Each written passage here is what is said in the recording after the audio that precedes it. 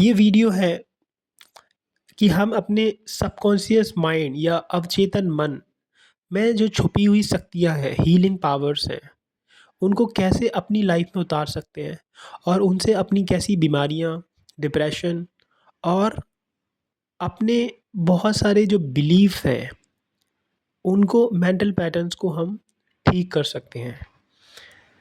तो ऑथर कहते हैं कि चमत्कारिक शक्ति को कैसे हासिल करें? अगर हमारे अवचेतन मन की शक्तियों से बीमारी ठीक हो जाए, तभी इसकी प्रामाणिकता सिद्ध हो पाएगी। लगभग 42 साल पहले मैंने अपनी अवचेतन मन की चिकित्सा शक्ति का उपयोग करके एक ट्यूमर को ठीक किया था, जिसे चिकित्सा शब्दावली में सरकोमा कहा जाता है। वास्तव में इसी चमत्कारिक शक्ति ने मेरे शरीर की रचना की है और यही शक्ति मेरे सभी महत्वपूर्ण शारीरिक कार्यों को नियंत्रित करती है।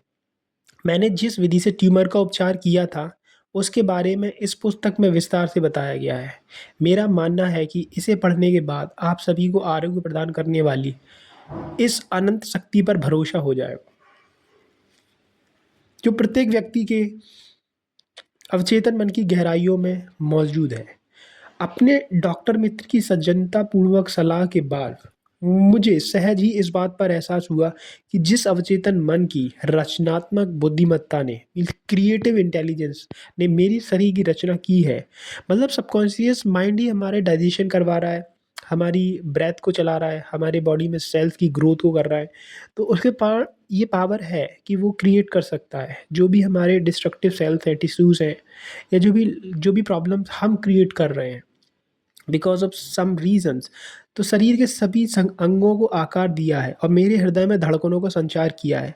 वही अवचेतन मन अपनी बनाई चीज़ों को निश्चित तौर पर ठीक कर सकता है। एक पुरानी कहावत है कि डॉक्टर जख्मों की मरहम पट्टी करता है और ईश्वर उसे ठीक करता है। तो वो ईश्वर कोई और नहीं है, जो आपकी सबकॉन्शियस पावर है, जो आपकी ब्लड को सर्कुलेट कर रही है, डाइजेशन को चला रही है, पलकों को झपका रही है, आपको नींद देती है।